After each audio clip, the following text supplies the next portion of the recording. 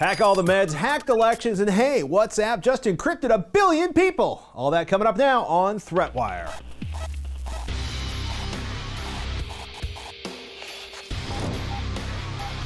Greetings, I'm Patrick Norton, and this is ThreatWire for April 6th, 2016. Your summary of the threats to our security, privacy, and internet freedom.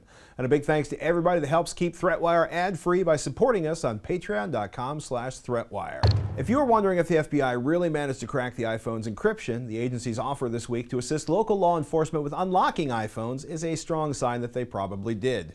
In the meantime, WhatsApp, the Facebook-owned messaging service that serves over 1 billion people, mostly outside the U.S., has, in the words of Wired, quote, added end-to-end encryption to every form of communication on its service.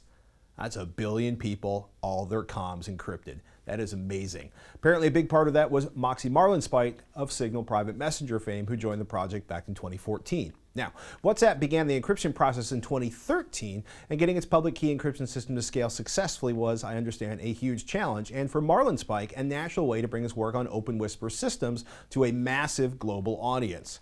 The question, of course, is how long will pass before a government-issued wiretap order is issued and if Facebook will pick up the court battle the same way Apple did in the previous weeks.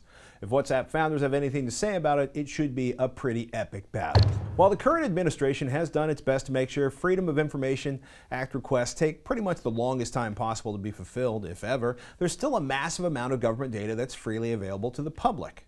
Now the crew at the MIT Media Lab has done something pretty amazing. They've delivered what it calls, quote, the most comprehensive visualization of U.S. public data.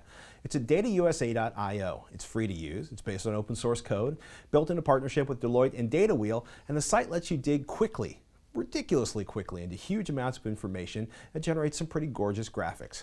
What was this for? Quote, it was built to understand and visualize the critical issues facing the United States in areas like jobs, skills, and education across industry and geography, and to use this knowledge to inform decision-making among executives, policymakers, and citizens. So, are you curious about your community, your industry, or the town you grew up in? Type it into the search box and you will get a ton of information in an incredibly digestible format. What you do with it, well, that's up to you. You might want to send it along to someone you trust in power. If you've been contemplating just how ugly election campaigns can get, you might want to read Bloomberg's How to Hack an Election. Not about our current election up here.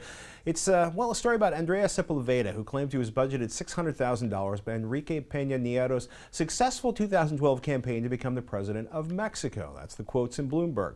Now, he led a team, well, let me get the quote. He led, quote, he led a team of hackers that stole campaign strategies, manipulated social media to create false waves of enthusiasm and derision, and installed spyware in the opposition offices, and that his teams worked on presidential elections in Nicaragua, Panama, Honduras, El Salvador, Colombia, Mexico, Costa Rica, Guatemala, and Venezuela.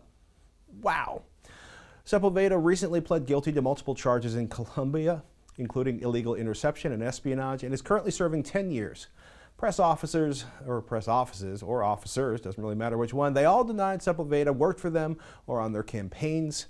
So the question is this a hacker hoax, a bit of vengeance, or a one-man Snowden campaign? Do yourself a favor, go to Bloomberg, read the article, and decide for yourself. Got a link down in the show notes. And thanks to Computer World for what might be my favorite ICS CERT advisory in quite some time. Quote, there are over 1,400 remotely exploitable flaws in the Pixis supply station systems. Many of those vulnerabilities, ICS CERT warned, quote, an attacker with low skill would be able to exploit. No patches will be issued. Okay, what we're talking about is medical dispensary machines used in hospitals. And I guess nobody with access to those machines might ever want to take all the meds. Or somebody with nothing better to do might want to hack down the ability for nurses or doctors to get to the meds. That said, apparently most of the issues are with third-party tools, and Computer World says, quote, Carefusion is attempting to contact affected customers and is advising them to upgrade.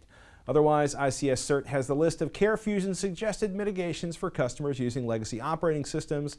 And hey, if a hacker locks your system up remotely because they had nothing better to do that day, you can apparently still get out the keys if you know where they are and manually unlock the medical dispensing systems and I guess track things manually. Upgrades, people, they're critical. even inside of hospitals.